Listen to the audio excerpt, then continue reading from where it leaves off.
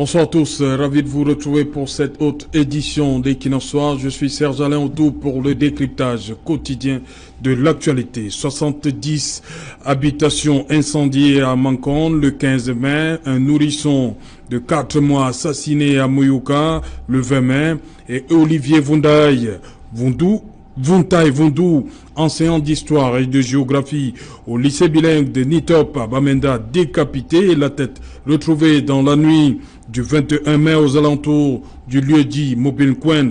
Nous sommes à Bamenda. Une escalade de violence qui frise la barbarie au lendemain de la descente du Premier ministre Chief Dr Joseph John Gouté dans les régions nord-ouest et sud-ouest, en proie à un conflit armé depuis bientôt 2 ans. Porteur d'un message d'espoir pour les populations prises en otage dans ce conflit, le Premier ministre Chief Dr Joseph John Gouté avait transmis le vœu de Paul Biya de voir s'ouvrir dans les prochains jours un dialogue national au cours duquel on parlerait de tout, à l'exception de la séparation. Montée de la barbarie dans les régions nord-ouest et sud-ouest du Cameroun, l'impératif du dialogue national. Madame, Monsieur, c'est le fait du jour.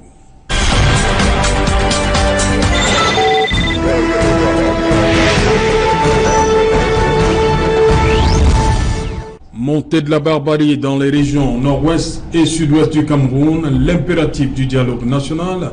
Pour en parler, je suis en plateau ce soir avec Sop Foudieu. Bonsoir. Bonsoir, c'est Jalin et je suis très honoré d'être ce soir sur votre plateau. Un plateau qui, à cette heure d'écoute, est le plus écouté. Et donc, c'est avec beaucoup d'honneur que je m'y retrouve. Et je suis encore plus honoré d'être invité pour débattre du sujet que vous avez énoncé. Oui. J'espère être à la hauteur de vos attentes. Voilà, vous êtes le président de Patriot Alliance. Exactement, je suis le président du bureau exécutif de Patriot Alliance. Patriot Alliance, c'est une association qui a été créée le 9 mai 2019 à Kribi. Le but de l'association ici était d'accompagner les pouvoirs publics sur les politiques de décentralisation, du développement local. Et aujourd'hui, quand on parle de toutes les crises qui mettent en scène le vivre ensemble, nous sommes au premier chef aussi interpellés, pas seulement comme Camerounais, mais aussi comme acteurs de la société civile. Ok, bienvenue sur le plateau. Merci. Éric Yombi, bonsoir. Bonsoir, c'est Jalin. Bonsoir à nos téléspectatrices et à nos téléspectateurs. Voilà, Éric Yombi, vous êtes journaliste indépendant, c'est bien cela? Tout à fait. Chercheur en relations internationales. Chercheur en relations. Tout à fait. Et en ce moment, il y a tellement du grain à moudre par rapport à ces différentes actualités. Le Cameroun et l'ONU, l'ONU et la marche du monde, oui. Les grandes puissances au Cameroun, il y a tellement du grain à moudre en ce moment. Voilà, donc le thème, il est bien choisi pour vous? Tout à fait. Bienvenue une fois de plus, Éric Yombi. À côté de vous, Prince Duel Moukage. Welcome, sir. It is always a privilege being on the set, Serge Alain Autou. Good evening to other televiewers. Good evening to those watching us from the northwest, those watching us from the southwest. I believe the topics we're handling today are well selected, given the tension that is ongoing in the country. And I believe that in the hours that are upcoming, we're going to throw our own contribution so far as nation building is concerned. Thank you for having me. Je reste avec vous, Prince Duel. Qu'est-ce qui peut donc justifier cette montée, on va le dire comme ça, des actes qui font de la barbarie après la descente du Premier ministre dans les régions nord-ouest et sud-ouest? Such, I think that the people saw the... Le message que porte le Premier ministre, on ne voit pas trop sa portée? No, such, the issue is... Ce n'est pas ça le problème? No, the people have their own opinions. Their opinion is... They want the father to speak to them. They want the head of state, they want the president to speak to them. The people want the head of state to speak to them. And now when the prime minister goes talk to them, the impression they have is, this is not the first person who is speaking to us. Remember, Philip Mouyang did the same job. Remember, Atangaji did the same job. Remember, Jacques Famdongo did the same job. So the impression people out there... Prince Moukage, est-ce que le Premier ministre Philip Mouyang a été accueilli, on va le dire comme ça, de la même façon que le Premier ministre John Gouté? I think that, Serge, it would be wrong for us to measure the former Prime Minister. On a quand même vu une lueur d'espoir en voyant le Premier ministre John Gouttet, la sortie des populations. It is true, we saw people come out. But the question is, Serge, you know, many a time, some of these things are happening in the far areas. It's not even in town, because we saw the Prime Minister, rather in Bamenda town. The people, remember the town that has been hit is made towns like Batibo, like Bali. So the people want the Prime Minister to go into those remote areas. Mais l'enseignant a été décapité à Bamenda. Those are some of, you know, Serge, the development of things recently is creating a lot of, I don't really know what to say. There's a lot of manipulation. I don't know what to put, because at one time when one looks at things that are going, I took time to follow the video that was circulating on social media about the teacher that was actually killed and the head dumped and Queen. Now when you follow it keenly, you have the impression that somebody somewhere is struggling to play a game, because when you look at it well, the question is, what will somebody, a separatist for instance, want to take from a teacher? If this person is maybe a uniform officer, because we know that the war is ongoing now, it is between the separatist fighters and the Cameroonian military. What is the place of a teacher? Now when a teacher's head is cut off, we have the impression, I for one, as an independent observer, I have the impression that somebody out there is struggling to cook up something in order to tarnish the image of somebody, whether the military or the separatists. That's what I think, Serge. Vous direz la même chose pour le bébé de Moyoka? The child in Moyoka, Serge, remember, is creating a lot of tension. The Minister of Communication, René Emmanuel Sadi, says that the father is an ex-militant of the separatist Ambazonians. I believe even your TV, Equinox, did an in-depth interview on it, where the father says he's a CDC worker, that he has never been a separatist. Now when the father says he's the separatist, he is the father of the child, if at all he's the father of the child. And now the minister, who did not even go to the field, because that's something we're struggling to look at, who was not in the field, the father says, it's my child that was killed. I have never been a separatist. I am not a separatist. Because, Serge, when we want to do analysis, we struggle to get it from the horse's mouth. The horse's mouth in this case is the father whose child has been killed. The father has said he is not a separatist, and that his child were killed by those who were not separatists. But the Minister of Communication says this child was killed by Ambazonian fighters or separatists who wanted to punish the father for leaving them. Who now do we believe?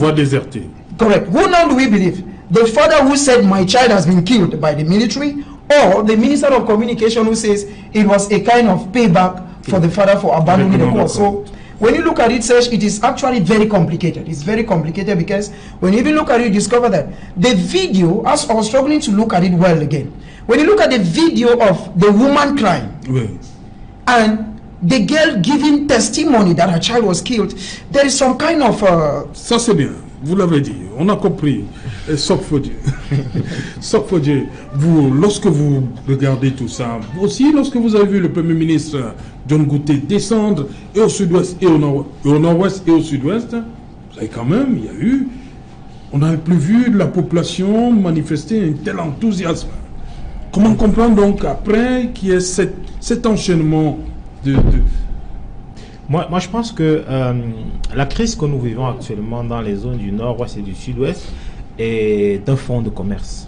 Un fonds de commerce. C'est un fonds de commerce bien orchestré, parce que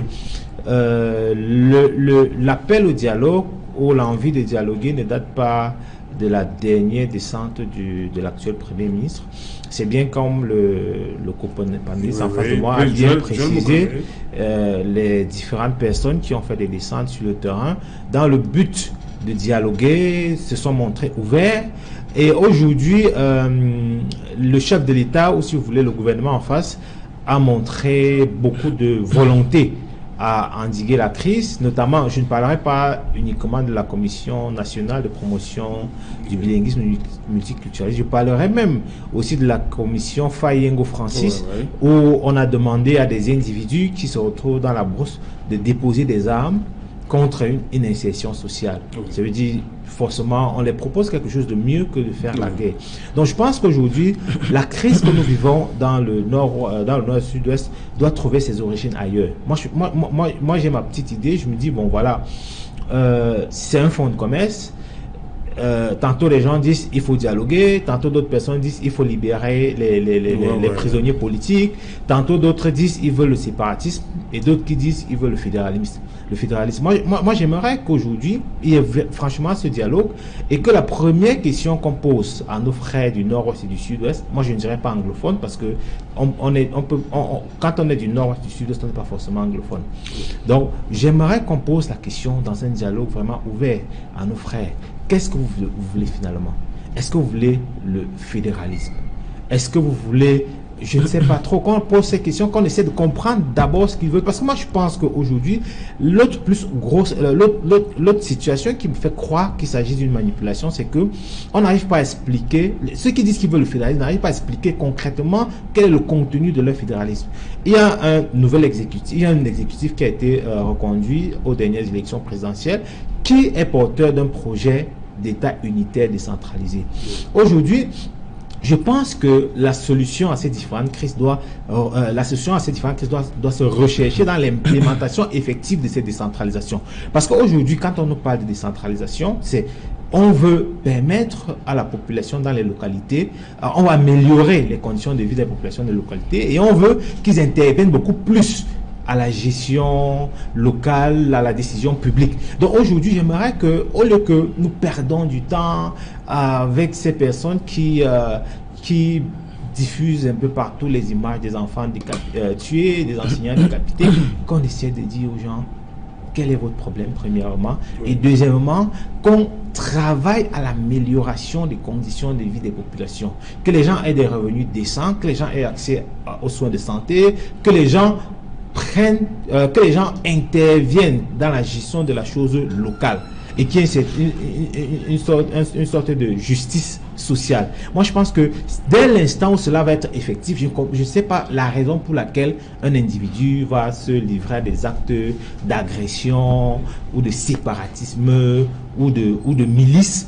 Donc moi, je pense que aujourd'hui, on doit carrément arrêter les discours, les débats et exiger du gouvernement d'accélérer l'implémentation de la centralisation, de la décentralisation, de nous donner exactement quel est le contenu de la décentralisation, de nous démontrer comment est-ce que cela va concourir au bien-être des populations et quels sont les mécanismes qui vont permettre aux différentes populations d'être des acteurs de la vie politique dans leur localité. Okay. Et en ce moment, je pense qu'on aurait trouvé une solution à pratiquement 40% ou 50% de cette crise. Voilà, il nous a rejoint sur ce plateau, lui, c'est Kaminele. Kaminele, bonsoir. Bonsoir. Martial. Bonsoir, Sir Alain Autou. Bonsoir tout le panel. Excusez-moi, c'est à cause des multiples embouteillages que voilà, pour la première fois, j'arrive en retard. Voilà, Kaminele, vous avez trouvé sur la question, qu'est-ce qui pour vous peut justifier cette montée recrudescence? Parce qu'à un moment, on a vu des gens décapités, mais ça s'est arrêté. Le dernier, c'était en avril, le gendarme. Il y a eu un policier avant, il y a eu le gendarme au mois d'avril, mais là, après le départ du Premier ministre, il y a l'enseignant qui est décapité. Qu'est-ce qui peut justifier ça? Avant que l'enseignant ne soit décapité, on a vu dans les réseaux sociaux et sur toutes sortes de supports ce jeune militaire. Oui, c'était au mois d'avril. Qui est sorti, que les hommes armés ont sorti, ont extirpé d'un car, ils l'ont abattu, ils lui ont coupé la tête, ils lui ont sectionné les deux membres, ils ont emporté le reste du corps, ils l'ont laissé dans la rue. Hassan Andam pour... Apparemment, j'ai l'impression que les journaux et ceux qui sont chargés de la communication ne s'en sont pas beaucoup émus. On en a parlé et rapidement on est passé dessus. Alors qu'il s'agissait d'une personne, d'un être humain qui a été tué et dépecé comme un animal. Le 20 mai dernier, c'est deux gendarmes qui étaient sur une moto, qui ont été abattus en pleine rue à Bamenda par des hommes qui sont sortis de nulle part, qui ont tiré, qui sont partis. Et le même soir, il y a cet enseignant qui a été tué et décapité. Et le même soir, comme par hasard, c'est un enfant de 4 mois qui a été tué. Cette barbarie-là, moi j'ai l'impression que je ne sais pas qui elle arrange, mais nous sommes dans une spirale qui doit nous faire comprendre qu'il faut absolument que les gens reprennent apparence humaine parce que nous ne sommes plus, ces gens-là n'agissent plus comme les hommes. Et vous allez dire que et l'enseignant, et les enfants, et l'enfant, et toutes les autres personnes dont on voit les dépouilles dépecées, massacrées, vous allez dire que qu'est-ce qui peut justifier tout cela? Donc moi je dis que moi je ne peux pas expliquer, parce que c'est inexplicable, une telle bestialité est inexplicable. Mais aujourd'hui, la spirale de cette crise est en train de plonger les Camerounais dans une sorte de maelstrom dont personne ne peut prévoir la fin. Parce que quand on en arrive à tuer un enfant, un bambin de 4 mois, qui ne parle même pas, qui ne marche même pas encore à 4 pattes, ça veut dire que non, nous avons dépassé toutes les limites. Ok. Eric Gambé, dites-moi, je parlais du cas de ce gendarme qui a été décapité, les membres dispersés sur la route de Mouyouka en avril dernier. Il y a le cas de l'enseignant il y a quelques jours, décapité, c'est devenu banal. Décapiter un être humain. Il faut qu'on soit d'accord sur une chose. Le Cameroun est en guerre. Et il faut qu'on n'oublie pas que la guerre n'est jamais belle. La guerre l'aide. Et le Cameroun, dans cette activité terroriste, découvre le terrorisme. J'ai comme l'impression que pour beaucoup d'entre nous, ces images sont nouvelles. On n'avait pas l'habitude, n'est-ce pas, de voir cela. Évidemment, ces images nous rappellent, n'est-ce pas, le mouvement nationaliste après 55, et qui s'est exprimé à sa façon. Pour beaucoup d'entre nous aujourd'hui, on ne sait pas ce que c'est que le terrorisme, ce que c'est que la guerre, parce que pour beaucoup d'entre nous, c'est loin. Et évidemment, ces images nous rappellent que le Cameroun est dans le terrorisme. Et le terrorisme a une des fonctions de délégitimiser l'État, de montrer que l'État n'agit pas, de montrer que l'État ne fait rien. Ce n'est pas innocent que ces gens agissent après le passage du Premier ministre et que ces terroristes soient attaqués à un enseignant pour montrer que l'enseignement dans cette partie du Cameroun est au point mort, pour montrer qu'ils tiennent l'État, pour montrer que le spectacle, c'est eux qui fixent les limites, c'est eux qui donnent, n'est-ce pas, l'État en pâture, c'est eux qui sont même les règles. Tout à fait. Alors, voilà la réalité du terrorisme aujourd'hui. Et pour continuer avec, malheureusement, cet enfant de 4 mois, je vais dire ici, et j'assume avec la force des mots, avec la conviction, le gouvernement camerounais a failli dans sa campagne de communication en ce qui concerne la communication institutionnelle, en ce qui concerne la communication de crise. L'État a failli. Comment pourrait-on se retrouver dans une situation où l'État titube, l'État a du mal à faire passer son message dans une situation où un enfant de 4 mois a été tué? Et c'est à peu près la même chose dans les autres secteurs. On a l'impression que l'État hésite. On a l'impression que dans sa communication de crise, dans sa communication institutionnelle, que l'État n'arrive pas à nous donner du visible. On n'arrive pas à entendre cet État. Soit cet État est autiste, soit les personnes censées organiser cette communication institutionnelle ou cette communication de crise. Excusez-moi de le dire avec des mots peut-être forts. On a même l'impression qu'ils sont incompétents. Pour venir avec vous, chers panélistes, vous parliez tout à l'heure, n'est-ce pas, du chef de l'État. Il faut qu'on soit d'accord sur une chose. Le terrorisme, c'est une chose grave. Et le chef de l'État ne nous a pas encore donné les directions en ce qui concerne la crise anglophone. Est-ce que vous l'avez écouté nous donner des directions en ce qui concerne le départ de John Gouté dans ces 2 régions? Est-ce que le chef de l'État s'est exprimé pour nous dire à nos Camerounais, nous, ses compatriotes, voici la direction? Il ne l'a pas fait. Et il n'a même pas une gravité au sens institutionnel de la chose. Peut-être qu'il y a une gravité au sens politique, le fait qu'il soit allé là-bas. Mais il n'y a pas de gravité au sens institutionnel. Nous aimerions que le chef de l'État nous parle. On aimerait surtout que le chef de l'État, qu'il convoque l'article 14, alinéa 4 de la Constitution, qui réunisse évidemment ces 2 chambres en congrès pour dire ce qu'il veut, les directions. Aujourd'hui, les sourds, on ne l'écoute pas. Et on voit, n'est-ce pas, un Premier ministre exécuter lesquelles décisions. Le Premier ministre est là pour exécuter, évidemment, n'est-ce pas, les décisions du chef de l'État. Mais ce chef de l'État, on ne le voit pas. On ne l'écoute pas. Je crois que nous reviendrons là-dessus. Mais vous oubliez, hein, il y a la sortie de Paul Atangadi. Je voulais vous avoir votre avis là-dessus, Eric Gambé. Il y a une chose claire en ce moment. Oui. L'absence du président Paul Biya crée un vide. Et le vide fait en sorte que les rois télé ou ceux qui sont autour du chef de l'État s'expriment et expriment des points de vue que je pourrais qualifier, n'est-ce pas, de personnel. Tout simplement parce qu'il n'y a pas une direction. On lui donne l'impression, je pèse mes mots, l'impression que le Cameroun est un bateau ivre, où chaque ministre peut exprimer, n'est-ce pas, ses points de vue personnels. On doit exprimer un point de vue du gouvernement. Je me souviens de quelqu'un qui dit, un ministre, ça exécute ou bien ça dégage. Jean-Pierre Chevènement. Ouais. Voilà. P.C. Joel Mukage, vous semblez mettre des réserves sur la vidéo. Dites-nous. Yeah, Serge, I was saying that... Sur les personnes qui s'expriment. Yeah, Serge, there is a lot of... manipulation. I have the impression, when I took time to watch the video, remember, Serge, there's something I want to say here. I think it will be too hard for my co-panelists to say there is terrorism in the country, Cameroon. We just simply have two people whose opinions are not the best. Oui. One person thinks that my idea is good, the other person thinks that the idea is bad. And because these two people do not agree, this one is beating this one and this one is beating this one. Remember, they are one person. Now, coming to the video, Serge, when you look at that video, I took time, I observed that video, you will notice that the lady crying, Oui. that their child has been killed. Vous parlez de la première vidéo. Yes. When you watch the lady, qui a ému le monde. yes, when you watch the lady crying, she looks a bit wrinkled. Oui. Yeah, she looks a bit mature. Oui. Okay, I don't know whether it is a stress that she went through because her child was killed. And then now the lady was interviewed, looks in her early 20s. She looks a bit younger, or to the other one that was killed.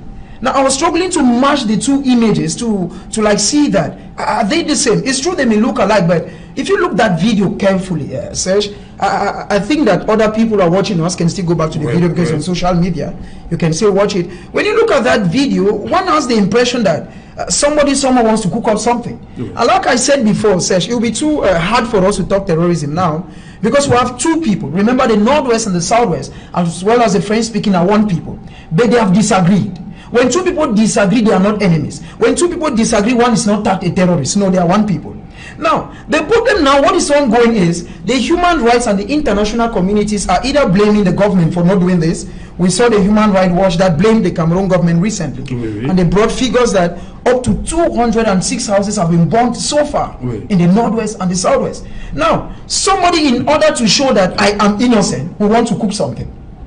That's from both sides.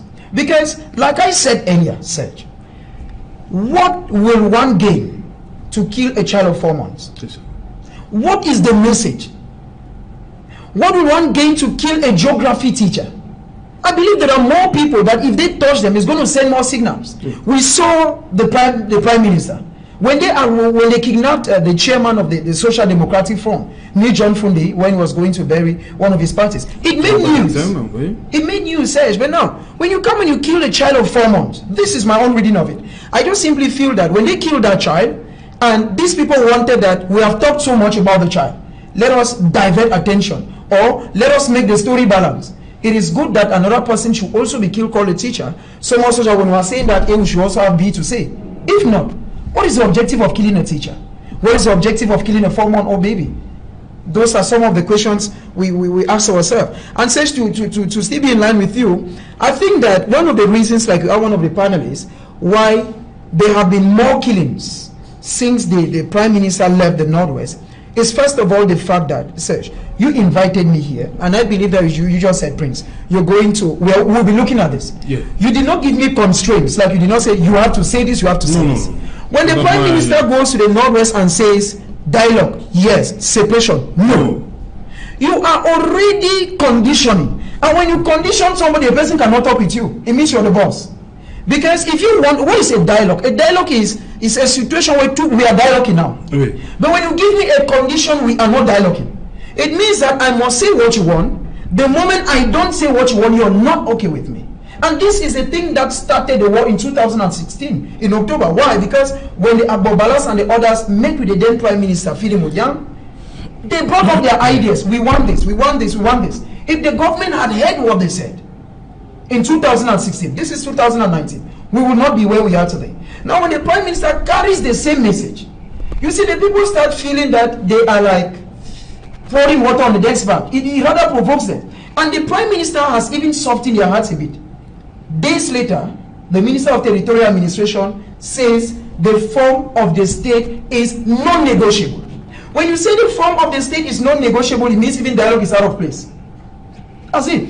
Because when you say we can dialogue and succession off, it means federation can be on. Yeah. But when now you say the form of the state is non-negotiable, it means federation is out of place. In fact, nothing is out of anything. Ça c'est le ministre Tanganji. Tanganji Paul. Now we start questioning. That is a question, Serge. We now start questioning who actually does what in the country. There are moments where we see ministers who are taking the place of the communication minister. Oui. There are moments where we see ministers in this country representing. In fact, at times it becomes very difficult to know who plays the role of what. That is why you see the people feel that this song he is singing, others have sung before, and it's an old song. Because when Philemon Yang came in 2016 to 2019, the people are still to feel the impact of his visit. That's it. When Atambaji went, they are still to feel the impact of his visit. Serge, in a crisis moment, this thing has cost Cameroon a lot. It has painted Cameroon black in the international community.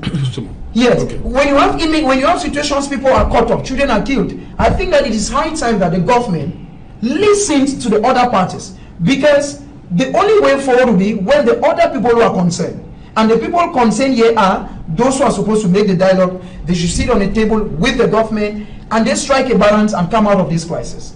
Voilà. Oui, vous voulez réagir? En fait, c'est que je voulais réagir afin de ne pas perdre le fil des Oui, allez-y donc rapidement. À la suite de mes deux précédents co-panélistes, je voudrais dire une chose, c'est que les guerres naissent dans les cœurs.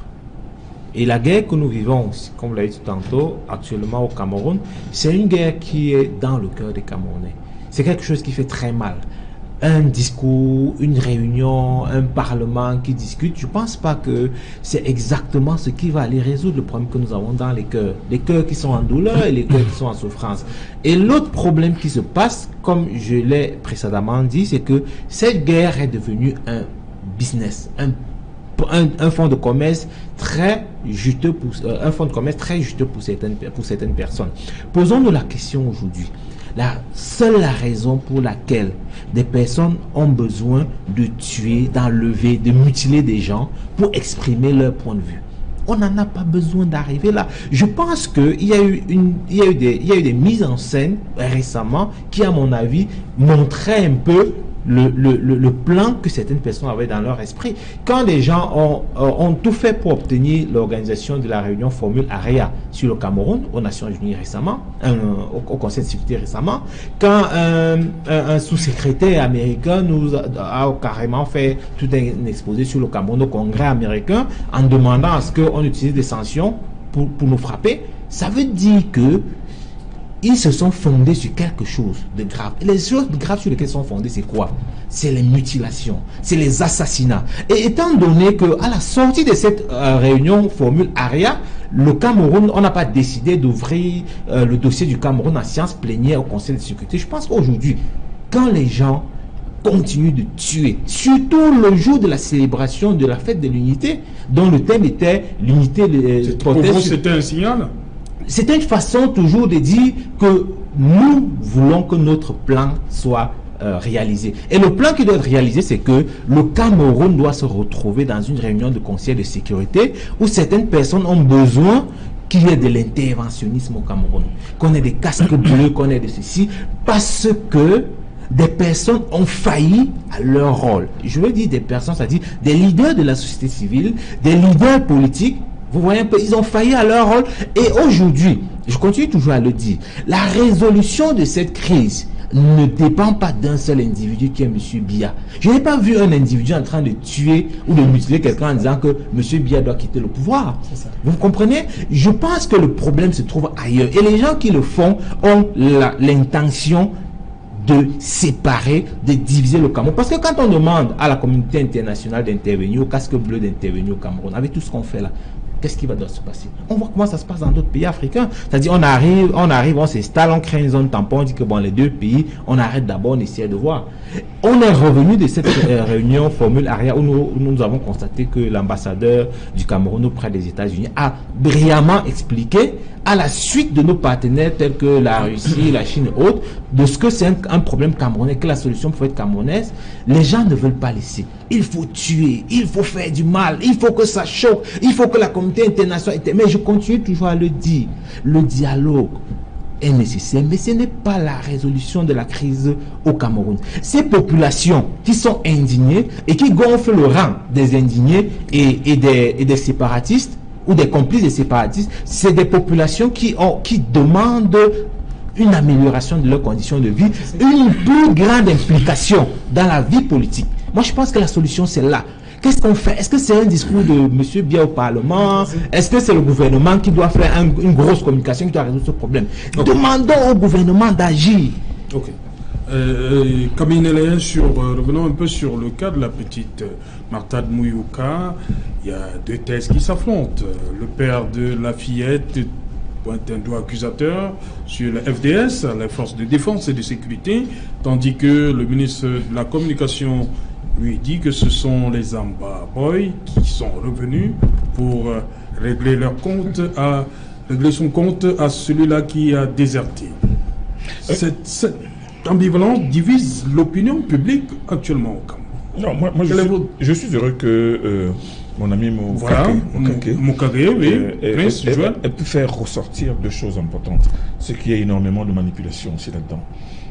Effectivement, il a vu comme moi que la dame qui était en train de pleurer à côté de l'enfant en criant que c'est son enfant qui a été tué, ce n'est pas la même qu'on nous a présentée aujourd'hui, qui dit que non, moi j'étais derrière, j'ai fait ci, j'ai fait ça. Alors ça veut dire quoi? Quelle est la vraie mère? Où est la vraie mère? On peut bien se poser la question. Et maintenant, quand on retrouve le père aujourd'hui, qui lui-même dit que non, lui prenait une doigt accusateur en disant que non, moi je ne suis pas ambazonnier, un ex-ambazonnier, je travaille à la CDC, et il tient des balles, des douilles de munitions en main.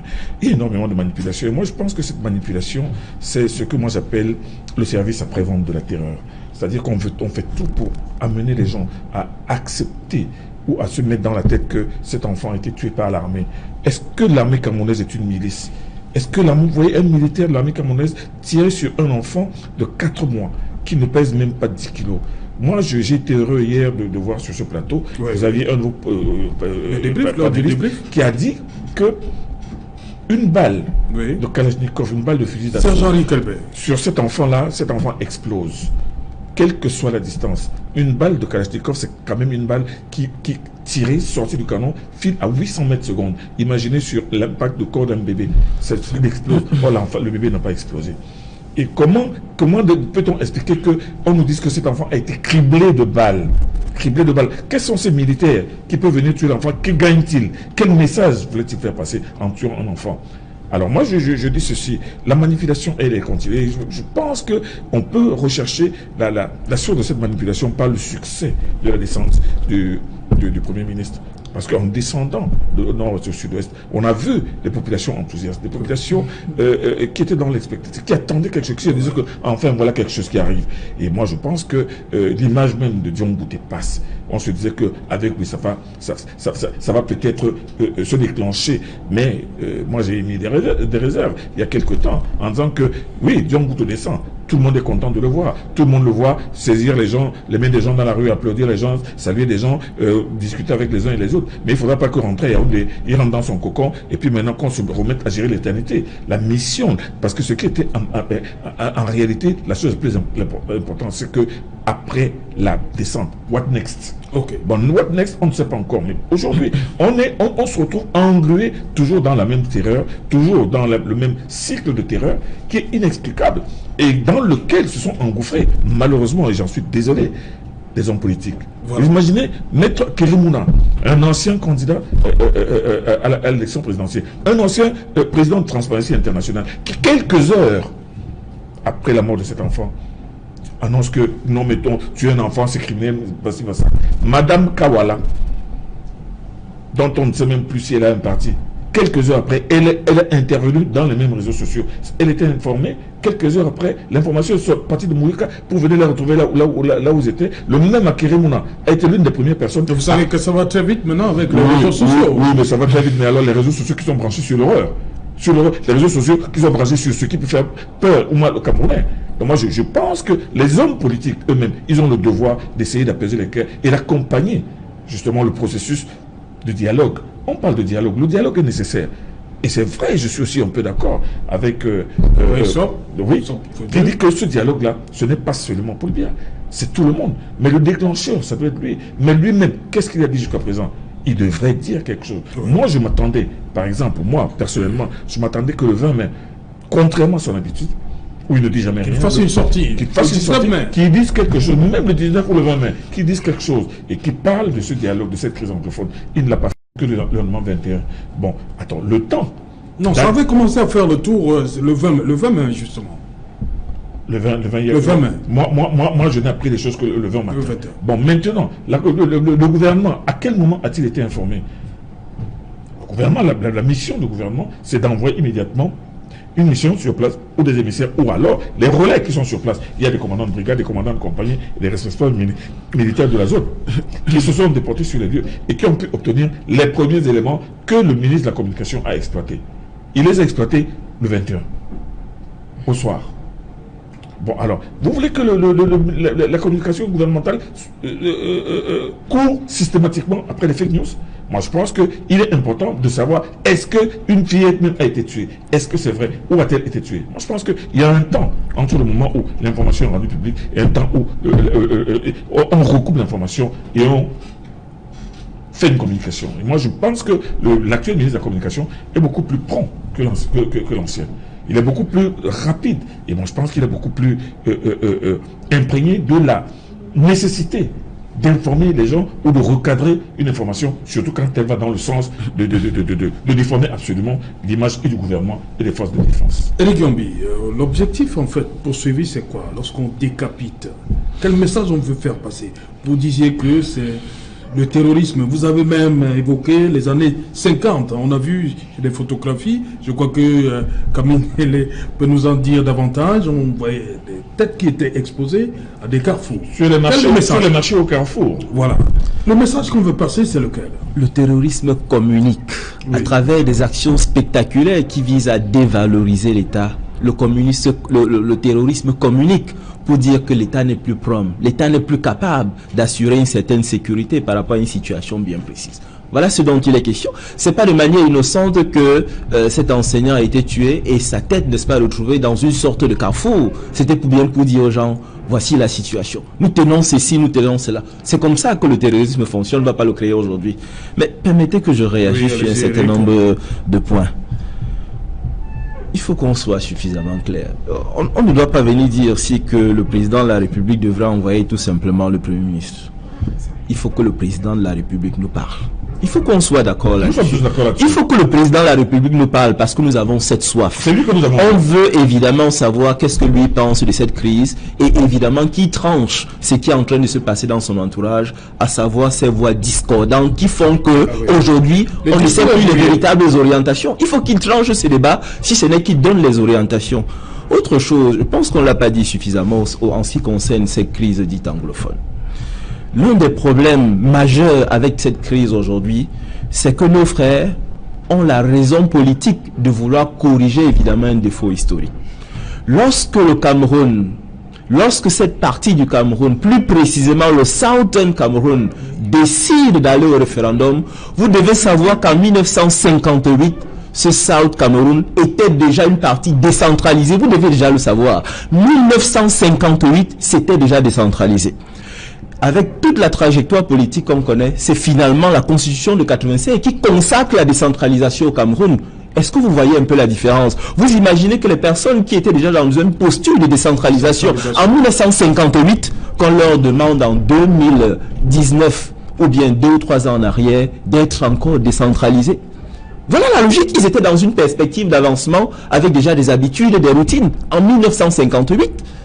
Et maintenant, il faut peut-être qu'on revienne sur cet aspect historique pour que on soit tout à fait clair avec nos téléspectateurs. On doit être d'accord sur le fait que lorsque Ndele et Foncha se retrouvent en 59 aux Nations Unies, évidemment, ce qu'on met sur la table pour ce plébiscite, ce n'est ni l'un ou l'autre de ce qu'ils avaient choisi. C'est ça la réalité. On nous a donné évidemment un paquet que ces gens ne voulaient pas. Pour être plus précis, peut-être qu'il faut que j'explique, si vous permettez, avec le peu de temps que nous avons. Plus précisément, le Premier ministre Ndele, qui est devenu Premier ministre en 59, ce que lui voulait en réalité, c'était soit rester avec le Nigeria, soit se détacher du Nigeria, parce que c'était un partisan de la réunification. Mais il voulait d'abord se détacher avant de voir s'il pourrait, je pèse mes mots, s'il pourrait, n'est-ce pas, se rattacher au Cameroun francophone devenu indépendant en 1960. D'accord? Maintenant, Emmanuel Ndele, lui, voulait plutôt quoi? Il voulait plutôt être dans la fédération du Nigeria, mais avec une certaine autonomie. Voilà la réalité. Mais lorsqu'on organise le plébiscite de février 1961, on dit tout simplement, soit vous rattachez au Nigeria, soit vous vous rattachez au Cameroun. Vous voyez qu'il y a déjà problème. Donc, culturellement, politiquement, on essaye de faire une grève qui ne peut pas prendre. Et c'est pourquoi je disais, il faut corriger un défaut historique et politique. Donc on ne peut pas demander à ces personnes aujourd'hui, en 2019, de revenir à la décentralisation qui existait dans leurs mœurs, dans leurs us et coutumes en 58. Voilà la réalité. Parce que je pense à moi qui répondait. Non, nous sommes dans le débat. On est dans le débat. Allez-y, à une réaction. Il répondait à un argument que j'ai soulevé tout à l'heure. C'est bien le rappel historique. Je voudrais qu'on rentre dans l'histoire. Le Cameroun à la naissance, c'est Rio dos Camaroes. Après, c'est Cameroun avec K. Commençons l'histoire à partir de cet instant. Moi, je pense que depuis 3 ans, depuis 2 ans, on est dans les débats d'intellectuels. Pendant ce temps, des bébés de 4 mois sont assassinés, les enseignants sont décapités. Et je continue toujours à dire, ce problème n'est que je vais dire que la crise actuellement n'est que le symptôme ou la manifestation d'un autre problème, qui est celui de peut-être la mauvaise gouvernance, qui est celui de la mauvaise gestion de l'affaire politique ou publique. Est-ce que à l'heure où nous parlons, si les gens avaient accès aux soins de santé, accès à la route, un niveau de vie décent et une participation à la vie active, est-ce que nous en serons là? Donc laissons l'histoire à côté. L'histoire c'est bien, ça nous rappelle des choses, mais après on doit avancer. Voilà, merci. Après, je vais passer à I want to Eric Yombi. Eric Yombi, I think that he is still one of those very objective Cameroonians we still have today. I think that if we even look at the 20th of May that we're celebrating, it dates back as 20th May 1972. Right. And it is a day that the head of state, the then head of state, President Amadou Ahidjo, changed the Federal Republic of this country to the Unitary Republic, which means Cameroon is one. That is why we celebrate 20 May. Oui. Now, when Popular changed it to La République du Cameroun, it means that the people should not even celebrate it again. Because the purpose of celebrating 20 May is Unitary Republic. Oui. It means you are no longer West Cameroon or East Cameroon, you are now one person. United. That is why the 2 stars in the middle of the flag changed to 1. Oui. Now, when you come now and you take away it, and now the people now you say it's La République, the people start asking themselves, why should we even celebrate? Because the 20th May is not. Donc pour vous, l'étoile devait même disparaître aussi. No, not even that such. The issue is. Puisque vous dites qu'après la République unie de 72, on est passé à la République du Cameroun en février 1984. Donc forcément, l'étoile n'a plus, puisque maintenant c'est la République. It's the Republic. And then says you know, like my brother was saying, Anglophones are coming from, or the English-speaking, the Southern Cameroonians are coming from an environment where they believe in their chiefs. There are so many things we're talking about why some Anglophones did not match. You should not forget that Anglophones in Nigeria by then, they have what was called the House of Chiefs. It means that chiefs had a certain power that was conferred to them. When you now have a governor like what we saw in the Southwest, Bernard Okala Bilai, saying that chiefs must come out and march, hold placards. It's too much speaking. And then the same day, you see, if they don't come out to march. Dieu sait qu'il n'a pas dit ça comme ça, hein, le gouverneur Okala. No, the paper. It is clear. It's clear. The Chief Njema Fani, who is the president of the Southwest Chiefs Conference, I have his communique where they said they should go and march. And we remember that on the 20th of May, out of anger, a majority of the chiefs did not march. Like my brother was saying, Serge, the major issue we have here is because there is one person who feels he is big, who is dictating his law to the other and is forcing the person to swallow. Remember on the 20th of that same May, we saw Ekema Patrick come out to Boya and was broken shops. For people who were respecting Ghost Town, he broke their shops and said they must go march. It's the same thing that happened in the Northwest region. People should not be oppressed.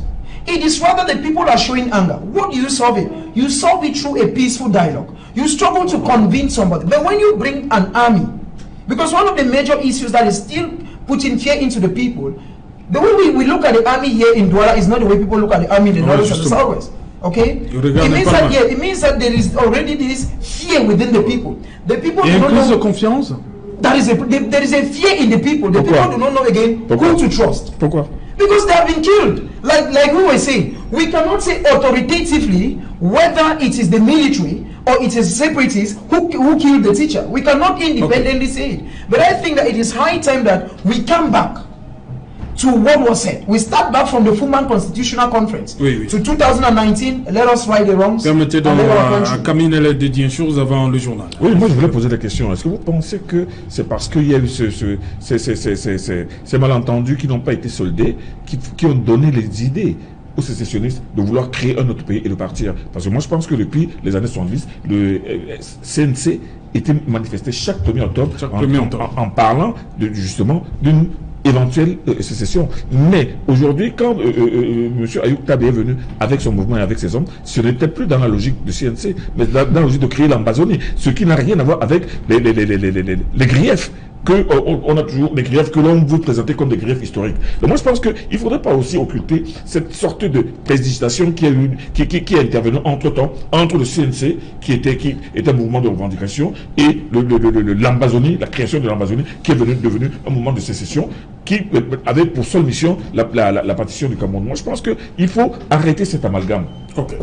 Bonsoir Cédric Noufelet. Bonsoir Serge Alain, bonsoir à vos invités. On ne vous voit pas ici tous les vendredis. Bonsoir Cédric, j'ai failli dire bonsoir à Nadine. Non, mais j'ai vu la caméra. Une fois n'est pas coutume. Voilà, Cédric Noufelet est là pour le 20h, un vendredi. Bonsoir, une fois de plus Cédric. Au menu ce soir. Ce soir, nous parlerons de cette visite de la secrétaire générale de l'Organisation internationale de la francophonie après l'Union européenne, le Congrès américain, les Nations unies.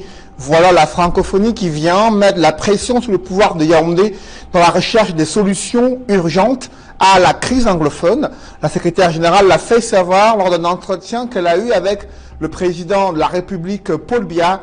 Nous en parlerons ce soir. Au moment où elle rencontre le chef de l'État, des philosophes camerounais se réunissent eux aussi pour tirer la sonnette d'alarme. Ils pensent que l'humanité est en danger au Cameroun au regard de ces scènes d'horreur qui se multiplient sur le théâtre de la crise anglophone. Comment résoudre cette crise?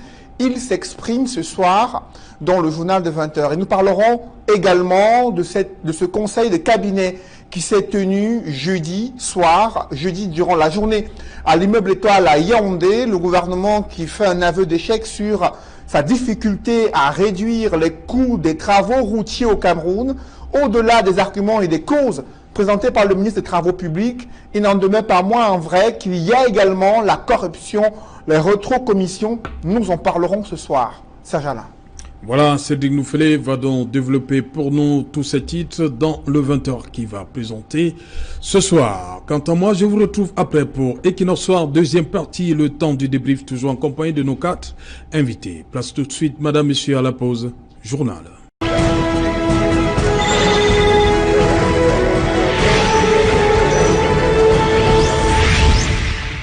Retour sur le plateau Equinox Soir, toujours en compagnie de Prince Joël Mokage, Eric Yombi, Sopfodieu et Camille Nélé, le ministre des enseignements secondaires, Naloua Lyonga, indigné. Une réaction normale. Réaction absolument normale, tout à fait normale, et c'est le moins qu'elle pouvait faire. On voit que elle est descendue sur le terrain, elle a manifesté, elle a fait état de l'indignation et surtout de l'affliction de tout le corps enseignant. Ce jeune professeur, il est jeune d'ailleurs, qui est mort, qu'on a tué, dont on a jeté la tête en pleine rue et dont on n'a pas retrouvé le corps. Le corps a-t-il été mangé? Parce qu'on peut se poser la question. Parce que c'est de la même manière qu'on a retrouvé le corps. Non, on pas dit qu'il y a un cannibale de ce côté-là. Mais pourquoi pas? Puisqu'on on jette le corps, on jette les membres, mais on ne retrouve jamais... on jette la tête, on retrouve les membres, on ne retrouve jamais les corps. Et ça, voilà encore une autre question qu'on doit se poser sur le niveau de barbarie qui est entré dans cette guerre aujourd'hui. Donc, moi, je pense que le ministre de l'enseignement secondaire, qui a fait son devoir, et qui, de toute façon, je pense qu'elle a fait de manière tout à fait naturelle, par rapport à cette horreur que la ville de Bamenda et le corps enseignant dans sa globalité vient de subir. Ok, Eric Yombi, déjà l'école là-bas, c'est au ralenti qu'on en vienne à toucher un enseignant. Un autre message fort qu'on veut faire passer? Oui. Moi, je pense que le moment, une fois de plus, a été suffisamment bien choisi par ces groupuscules ou bien par ce mouvement pour faire passer, évidemment, n'est-ce pas, un message à qui de droit. Mais ce qui est sûr, c'est que nous sommes dans une situation où, évidemment, ces groupuscules, ces mouvements ne vont pas lâcher du lest tant que la situation, de leur point de vue, n'est-ce pas, n'aura pas obtenu une certaine satisfaction ou bien relative satisfaction. On parle ici du dialogue. Bon, on attend maintenant de savoir qu'est-ce qui sera mis évidemment dans ce contenu. Le dialogue, avec qui, comment, on va discuter de quoi. Je crois que là c'est encore une autre gymnastique qui n'est pas prête de s'arrêter de sitôt. Parce que c'est bien que les choses fonctionnent au Cameroun. Oui, tout à fait, parce que depuis nous parlons tous de dialogue. On va dialoguer avec qui? Et quels sont les différents sujets qu'on va mettre sur la table? Ce sera où? Je crois qu'il y a beaucoup d'autres questions à côté de ça. N'empêche quand même que nous souhaitons tous le dialogue, étant donné qu'on aimerait une sortie des crises. Mais dialoguer avec qui, comme vous dites, c'est une question très pertinente, dans la mesure où, quand on pense aux sécessionnistes, ce ne sont plus seulement les sécessionnistes qui sont là. Vous avez entendu, après l'assassinat de cet enseignant, on nous a fait comprendre que les ambassadeurs disent que c'est pas eux. Alors, si c'est pas eux, il faudrait bien qu'on sache qui l'a fait. Mais ce que l'on sait aujourd'hui, c'est qu'il y a une pléthore de groupes armés qui sévissent aussi bien dans le sud, dans le nord-ouest et même dans la périphérie, dans la région de l'ouest. Mais seulement, là, ce qui m'a fait tiquer il y a quelque temps, et moi je pense que les Camerounais n'ont pas suffisamment fait attention à ça, c'est que International Crisis Group a dénombré 17 organisations, 17 groupes armés qui sévissent au Cameroun. Qui lui a donné ces chiffres-là? Comment a-t-il fait pour le savoir? Après avoir dit qu'il y a 25 000 morts, il annonce maintenant 17 groupes armés qui sont au Cameroun. Alors les 17 groupes armés vont-ils s'inviter au débat? Parce qu'on va se retrouver dans la situation de la Centrafrique, où le gouvernement centrafricain s'est retrouvé à Khartoum avec 17 groupes armés qui chacun exigeait tel poste, tel poste. On leur a donné des postes, mais dès qu'ils sont partis, deux groupes ont dit que non, nous on n'est pas d'accord. Vous avez appris ce qui s'est passé. On a tué 25 personnes il y a 3 jours du côté de Centrafrique. Alors on va se retrouver, veut-on nous amener dans une situation où on va se retrouver sur la même table que 17 groupes armés qui n'ont pas encore pointé de leur nez, mais dont International Crisis Group parle déjà. C'est très très important. Ok, Sophodje. Je reviens repréciser ma posture. Je continue de croire que la crise actuelle dans le sud, dans le nord et le sud-ouest est un business bien huilé, bien organisé et dont chacun essaie de tirer intérêt et dont on s'en fout un peu du nombre de morts.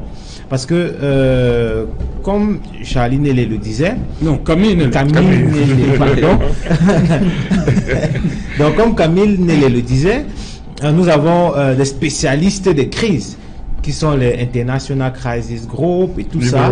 Et Human Rights Watch, qui arrive, qui déballe, qui nous sort la grande artillerie. Nous avons des sociétés civiles que nous avons retrouvées à la réunion Formule Aria. C'est tout un business où chacun expliquait comment la crise humanitaire, c'est grave, on a besoin de plus de moyens pour intervenir. C'est un business pour eux. Au même moment, quand Human Rights Watch arrive, qui finance tout ça? C'est toujours un business pour eux. Au même moment, ces jeunes qui sont en brousse, qui ont des armes, je ne pense pas qu'ils ont des revenus pour acheter ce type d'armes. Ou bien qu'ils ont des revenus, des ressources pour rester aussi longtemps en brousse. Et comment est-ce qu'ils ont fait pour avoir ces armes? Je tiens toujours à le rappeler. La Ambazonia existe aux États-Unis comme une ONG qui légalement lève des fonds. Tout le temps, ils font des fundraising. Et ça se sait. Ils lèvent des fonds aux États-Unis. Et quand ils lèvent des fonds, c'est pour financer la déstabilisation au Cameroun, qui est un pays ami aux États-Unis. La volonté d'accompagner le Cameroun devrait aussi commencer chez les Américains en stoppant ces différentes personnes. Parce qu'il y a le cabinet Chalai qui a engagé une procédure au niveau des tribunaux américains pour poursuivre certains leaders séparatistes installés aux États-Unis. Aujourd'hui, les miliciens séparatistes qui sont dans le nord et le sud-ouest arnaquent les populations. Quand vous avez perdu un parent ou un proche, vous allez l'enterrer là-bas. Vous ne pouvez pas aller faire quoi que ce soit sans avoir payé un tribut. Vous comprenez un peu? La guerre est devenue un business. Mais un collaborateur de Kinok vient d'en être victime. Et Mosfongo. Et aujourd'hui, au-delà de ça, ce sont même ces mêmes groupes qui enlèvent des enfants, qui demandent des rançons. C'est devenu un business. Et comme je l'ai dit, la guerre naît dans les cœurs. Et je continue toujours à le dire, ce ne sont pas les débats de philosophes, d'intelligents qui vont résoudre ces problèmes. Nous devons identifier quels sont les problèmes de ces populations.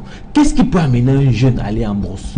Qu'est-ce qui peut amener une population à être complice? Parce que moi je pense que la population est complice. Pourquoi la population n'arrive pas à dénoncer, n'arrive pas à mener devant, que ce soit des autorités, de la gendarmerie ou quoi que ce soit, dire que voici ce voisin, si dans la nuit c'est eux qui sortent les machettes pour aller enlever ou découper les gens? Pourquoi ils ne le font pas? Parce que moi je me dis, dans le cœur des gens, il y a un certain divorce entre l'État ou bien entre le gouvernement et ses gouvernés qui estiment qu'ils ne sont pas mis au cœur de la gestion publique des choses. Ils ne voient rien. Ils ne voient rien. Pas de route, pas d'accès aux soins de santé, pas de revenus. Donc moi je pense que c'est bien, il faut qu'on aille dialoguer, qu'on aille demander à nos frères qu'est-ce qui se passe. Et je pense que le dialogue ne doit pas être le fait d'un seul homme qui est le chef de l'État. C'est le chef de l'État. Mais comment est-ce que nous faisons? Comment est-ce que nous l'accompagnons? Et c'est ce que chacun doit faire dans les partis politiques, auprès de la société civile. Il y a des élus locaux dans ces localités. Pourquoi eux, ils ne commencent pas le dialogue à la base avec leurs électeurs ou leurs gouvernés ou leurs administrés? Moukake, on sait quand même que dans la société, il y a des maillons qu'on respecte. Il y a les avocats, il y a les enseignants, il y a les hommes d'église. On ne peut pas tous les citer. Lorsqu'on s'attaque à un enseignant, et de quelle manière? Serge, I want to say, like I said before, that the Anglophone crisis, a lot of people are struggling to make a lot of meaning out of it. Remember that you just said that the Minister of Secondary Education, wrote a communique where she's like, no, okay. Says, you know, it has not been long that the same minister was in Douala when a student was killed. He said, I don't. If that same incident, Serge, happened in Bamenda Onboya, it is clear that the Ambazonians would have killed that boy. So when situations come up like this, I think that we take time, sit down and do some analysis. Because I'm saying that we have two factions that are fighting. And each person has an objective. The military on one side and those who are defending a cause on the other side. Now, when these two people do not strike a balance, these things will always be happening. So the only way they can strike a balance is for the government to come up with a national dialogue that the international community that we have been calling for, everybody has been calling for it. I followed other panelists, they said that if they want to dialogue with who, how. No. The Anglophone crisis in 2016, how did it start? We had members of the consortium who were willing to discuss with the then Prime Minister, Fini Munyang. Because the Prime Minister or the government did not buy their idea, the next day they were heaped into prison. The Agbobala, the Tassan Wilfreds, the Manchok BBC, there's so many. Now that died away. Let's say that gone away. Now, Christian Cardinal Tumi came up with an idea called the All Anglophone Conference. The All Anglophone Conference had as objective to bring together all persons. Let each person bring up his own ideas so that these ideas are channeled to the head of state. And so that we can see how we come out of the crisis. The divisional officer for Boya refused to sign an authorization for that meeting to hold. And I feel that it is not yet late. The government can still give the go-ahead for Christian Cardinal Tumi, who has made his stance very clear that he is neither for each party. All he wants is that peace should return in the country. If the government can give a go-ahead to Christian Cardinal Tumi to organize this All-Anglophone Conference that will bring together all parties, that is the government and the members of the civil society, they are going to come up with people. Don't forget that the Anglophones still have people who witnessed the 1961 Federation. People like Angwafo III are still there. Von Vicky Mukete is still there. Recently, Ni John Fundi said he can talk. I don't see why the government cannot call these people. They are good. Call them, put them on a table. Even the Sisiko Tabayo who is in prison, it's not about talking to an enemy. Give a handshake to an enemy. Ask the enemy, what do you want? What do you want so we can come out of this thing?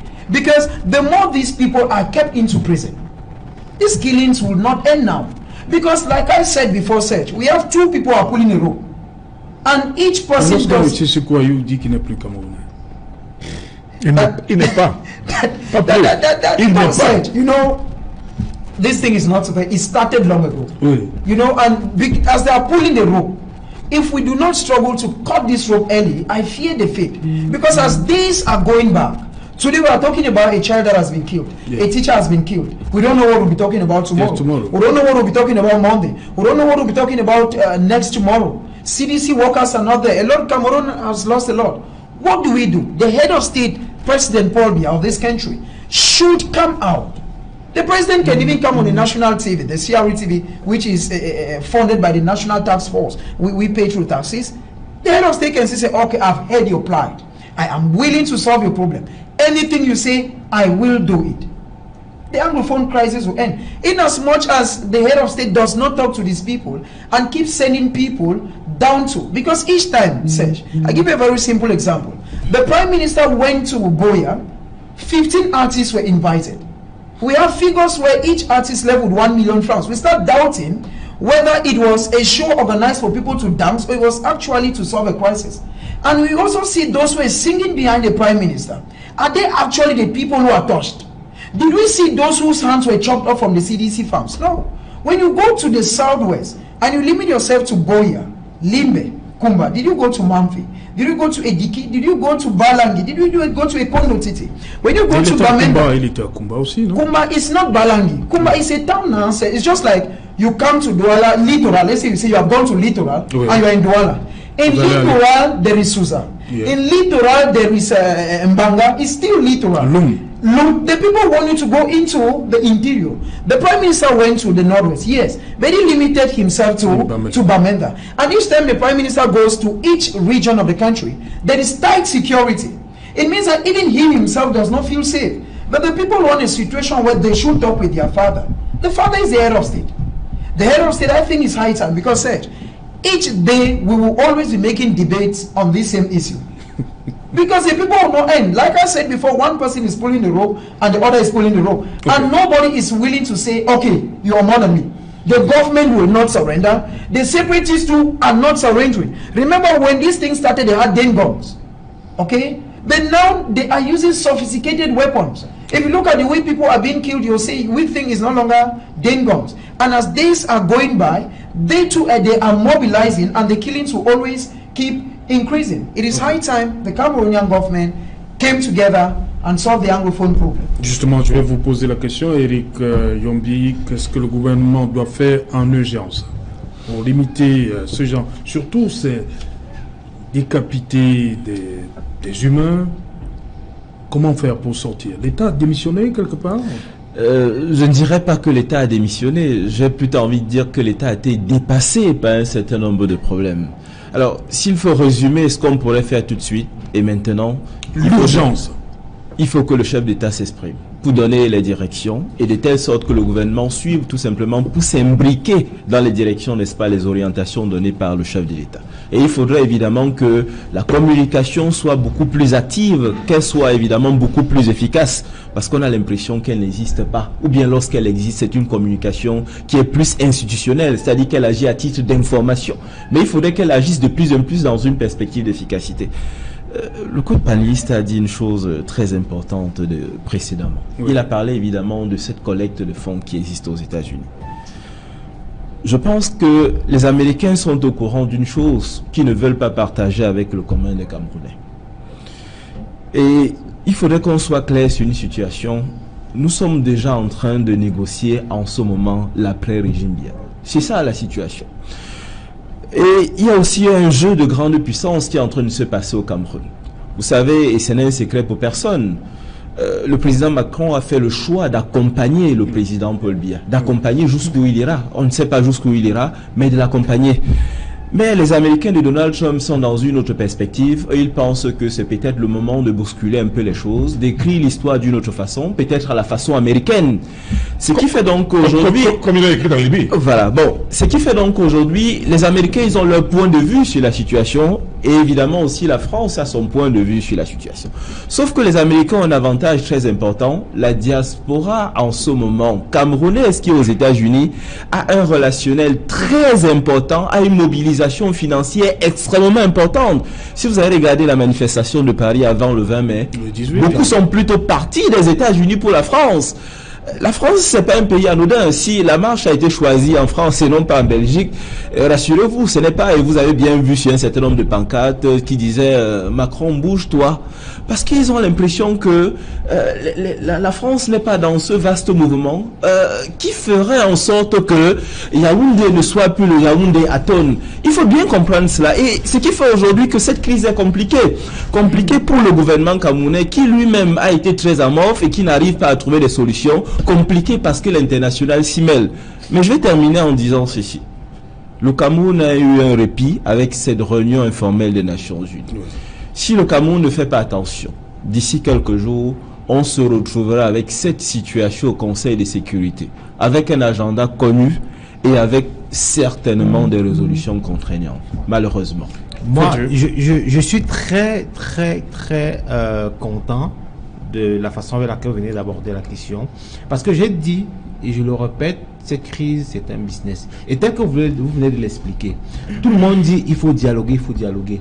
Si les raisons de cette crise se trouvaient ailleurs que plutôt au nord-ouest et au sud-ouest, si ce que nous vivons au sud-ouest ne sont que les manifestations des problèmes, notamment ce que j'ai relevé, et aussi des guerres souterraines qui se gèrent par rapport à l'après-guerre, parce que tout le monde voit que c'est évident et que c'est très proche.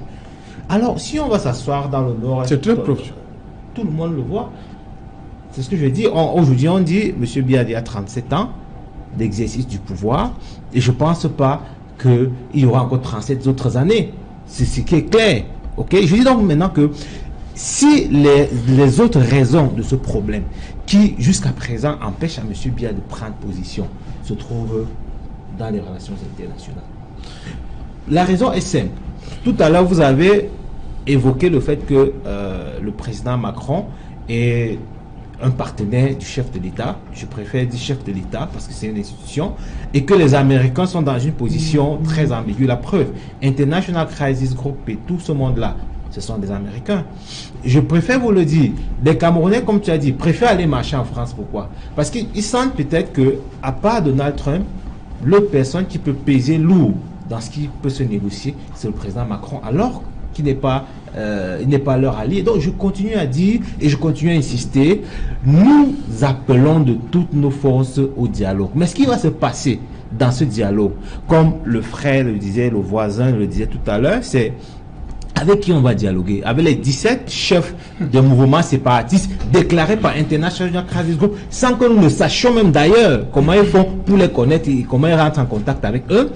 Est-ce que cette négociation va se faire avec un parti politique, par exemple, qui a choisi d'aller aux élections en refusant la coalition de l'opposition, qui a perdu les élections et qui a demandé au peuple camerounais d'aller faire le hold-up. Non, je vais arriver. D'aller faire le hold-up pour réclamer l'élection à laquelle ils sont partis et qu'ils ont perdu. Est-ce que le dialogue va considérer à dire Monsieur Biya va aller s'installer au Parlement et discuter avec les parlementaires? Moi, je pense que le meilleur dialogue, c'est ce que chacun, dans son petit coin, doit commencer à organiser. C'est la raison pour laquelle, chez nous, à Patriot Alliance, déjà, nous organisons pour le 30 mai prochain une conférence débat dont le thème porte sur la cohésion sociale dans un État unitaire, multiculturel, multilingue, qui rentre aussi dans des manœuvres de communication. Tout à l'heure, on parlait d'un déficit de communication, qui rentre tout à fait aussi dans les manœuvres de communication de comment faire de la pédagogie autour de ce problème pour que les Camerounais arrivent davantage à cerner et que les Camerounais arrivent à comprendre ce qu'ils sont en train de perdre. Parce que je pense que un homme est perdu quand il estime qu'il a déjà tout perdu. Donc on doit montrer aux Camerounais que tout n'est pas perdu et le dialogue doit se faire. Vous qui êtes journaliste, entre vous journalistes, vous avez des associations de journalistes, créez des dialogues là-bas, échanger, les chefs des villages peuvent créer des dialogues, ainsi de suite, que chacun dans son coin, que la diaspora dialogue, que les gars de la base qui cassent les ambassades, qui insultent les gens à gauche, à droite, dialogue, et que ceux qui sont aux États-Unis, qui financent des gars qui vont assassiner des enfants, qui vont assassiner des parents, arrêtent de le faire et dialogue. Sinon, on finira par dialoguer, mais à part des sous-traitants. Et si les sous-traitants entrent en jeu, c'est toujours le peuple qui va perdre, parce que notre souveraineté va être touchée et le peuple va perdre. Ok. Je ne sais pas si vous permettez, avec la... si vous permettez très rapidement. Dans votre posture, vous semblez légitimer l'absence, n'est-ce pas, du président Biya. Il faut qu'on se comprenne très bien. Nous sommes dans un pays où il y a un chef d'État et c'est le chef d'État qui donne des directions. Les autres doivent s'imbriquer dans ces directions. Maintenant, où je suis par ailleurs d'accord avec vous, ces organisations internationales ne sont pas toujours les enfants de cœur. Là, je vous rejoins. Je vous ai apporté Serge Alain, ce document. Peut-être que vous pourriez le montrer, n'est-ce pas? Vous passer un zoom là-dessus. Peuple noir dirigé par Mongo Betty, avec évidemment, n'est-ce pas, un article de 1979 où il décriait, n'est-ce pas, déjà le caractère partial d'Amnesty International, la section France. Donc nous sommes d'accord pour dire que, évidemment, ces grands pays, ces grandes puissances mettent évidemment, n'est-ce pas, leur jeu en branle avec des agents, avec des personnes, n'est-ce pas, qui portent leur discours.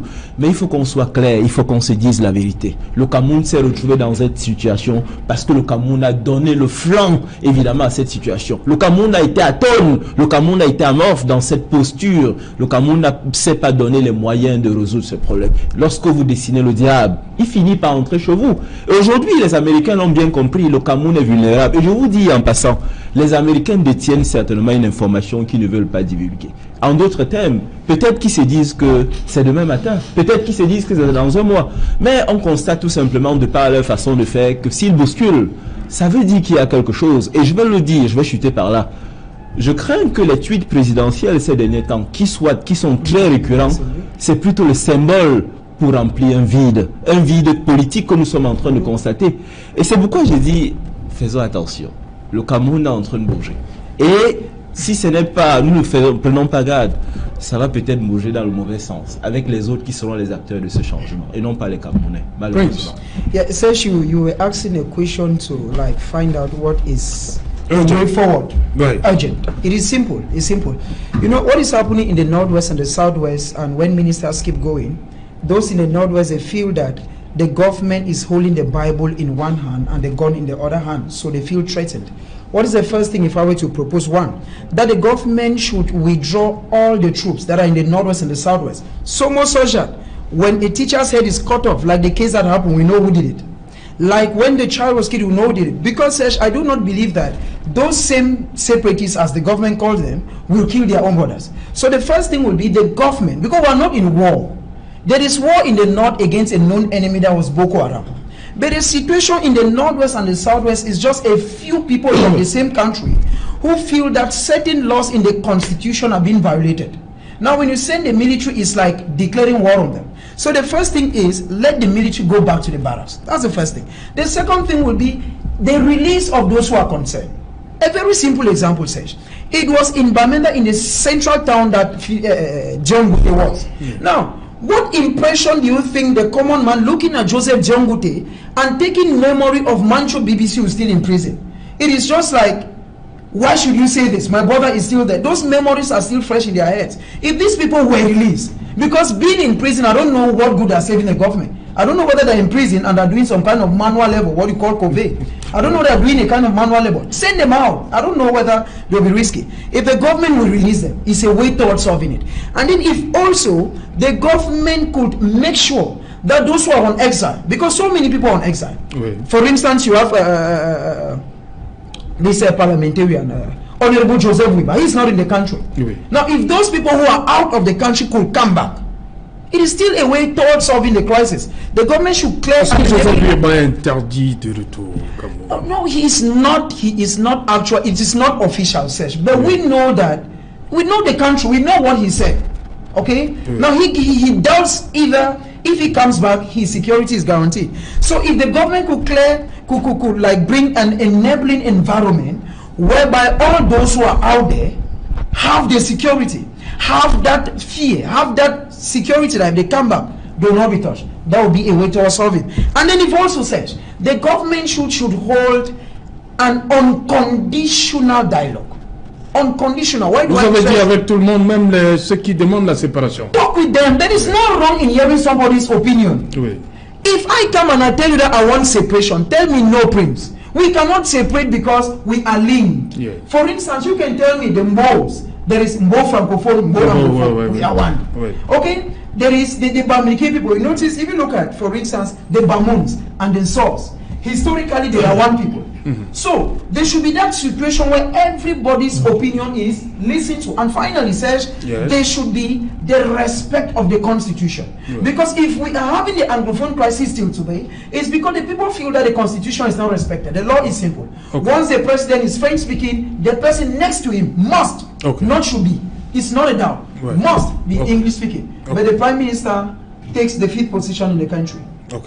Pour terminer avec vous, Camille Nellet, dans l'urgence, qu'est-ce qu'il faut? Bon, dans l'urgence, nous sommes tous d'accord. Il faut que le président de la République convoque, il s'exprime parce que c'est regrettable. Jusqu'à présent, il n'a rien dit publiquement, il ne s'est pas adressé au Cameroun et aux Camerounais pour parler de cette crise anglophone.